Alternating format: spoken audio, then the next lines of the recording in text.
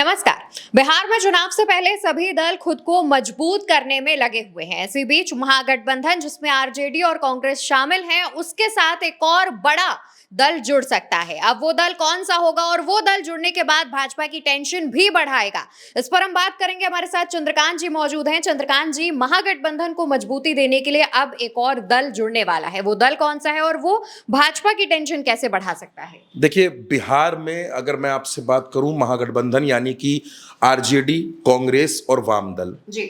और कुछ हद तक मैं थोड़ा सा उसमें डाउटफुल हूं मुकेश सहनी की भूमिका को लेकर।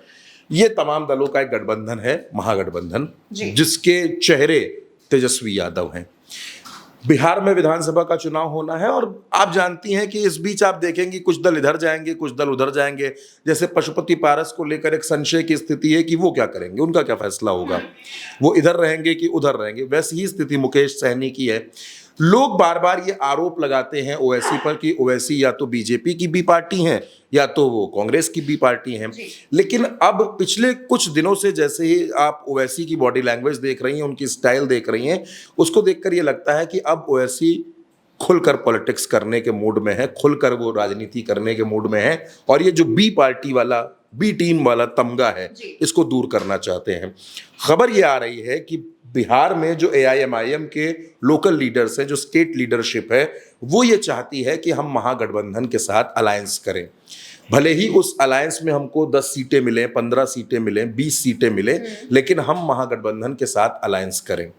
अब देखिए, बिहार में जो मुस्लिम पॉलिटिक्स का एक पूरा स्ट्रक्चर देखने को मिलता है।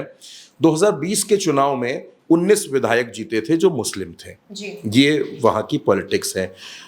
करीब 24 से 30 सीटें ऐसी हैं जहां पर मुस्लिम मतदाता 20% के आसपास है और 11 विधानसभा सीटें ऐसी हैं जहां मुस्लिम वोटर्स 40% के आसपास है। यानी एक तरीके से निर्णायक है। और खास तौर पर मैं इसमें आपसे कहूं कि सीमांचल और कोसी की जो बेल्ट है, यानी दरभंगा, समस्तीपुर, अररिया, किशनगंज, पूर्णिया, ये जो बेल्ट है, यहाँ पे मुस्लिम वोटर्स निर्णायक होते हैं, यानी कई सीटों पर चुनाव जिताने और हराने की क्षमता रखते हैं। अगर 20-22 सीटों पर भी मुस्लिम वोटर्स जिताने हराने की क्षमता रखते हैं तो इसका मतलब है कि बहुमत का सारा खेल वहां पर फंसा हुआ है, क्योंकि बिहार 122 सीटों पर बहुमत है। बहुत, मैं आपसे कह सकता हूं कि इस बार का बिहार का इलेक्शन, तमाम इलेक्शन जितने आपने देखे होंगे बिहार में, उससे ज्यादा दिलचस्प होने वाला है बिहार का चुनाव। ओवैसी को ऐसा लगता है कि वो चुनाव लड़ेंगे तो वो किसी सीट पर आरजेडी के 20,000 वोट काट देंगे, किसी सीट पर कांग्रेस के 25,000 वोट काट देंगे। होगा ये कि ओवैसी भी हारेंगे, महागठबंधन भी हारेगा और बीजेपी जीतेगी और जो सरकार बनाने की प्रक्रिया है उसमें वो आगे बढ़ेगी। इस वजह से ओवैसी की पार्टी को ऐसा लगता है कि अगर हम अलायंस कर लें, अगर हम तेजस्वी यादव के साथ, कांग्रेस के साथ अलायंस कर लेते हैं बिहार में, तो हमको सीटें मिलेंगी। वो सीटें कम ज्यादा हो सकती हैं। मतलब अगर हम 15 सीटें मांग रहे हैं, महागठबंधन हमको 12 सीटें दे रहा है, तो ठीक है, उसमें एक बीच का रास्ता निकाला जाएगा। लेकिन ये फायदेमंद है सभी के लिए, तेजस्वी के लिए भी, कांग्रेस के लिए भी और एआईएमआईएम के लिए भी। और एआईएमआईएम के लिए इस वजह से भी कि अगर वहां सरकार बनाने की स्थिति बनती है तो कम से कम 2 मंत्री तो ओवैसी की पार्टी के बन ही जाएंगे और फिर ओवैसी के लिए एक रास्ता खुलेगा खुद को मजबूत करने का। देखिए, ऑपरेशन सिंदूर के पूरे मसले पर, पहलगाम के मसले पर जिन लोगों ने भी ओवैसी की बात को सुना है, ओवैसी को सुना है, वो ओवैसी की तारीफ कर रहे हैं। उनका ये कहना है कि ओवैसी ने एक ऐसा स्टैंड लिया है जो देश के लिए लिया जाना जरूरी था। भारतीय जनता पार्टी की जो ट्रोल आर्मी जो ओवैसी को बदनाम करने में लगी रहती थी, वो भी इस मसले पर शांत हो गए। उनको लगा कि नहीं, इस मसले पर बेवजह आरोप नहीं लगाए जा सकते।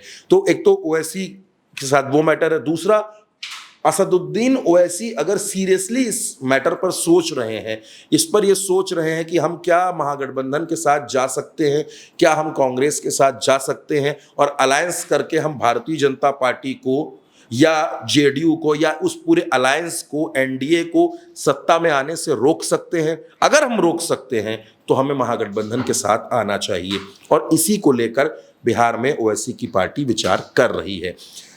कल की तारीख में क्या होगा इस बारे में कुछ कह पाना मुश्किल है, लेकिन इस बात के संकेत बिहार से जरूर मिल रहे हैं कि ओवैसी की पार्टी एआईएमआईएम महागठबंधन का हिस्सा बन सकती है। और देखिए, अगर ओवैसी की पार्टी इस महागठबंधन का हिस्सा बनती है जी।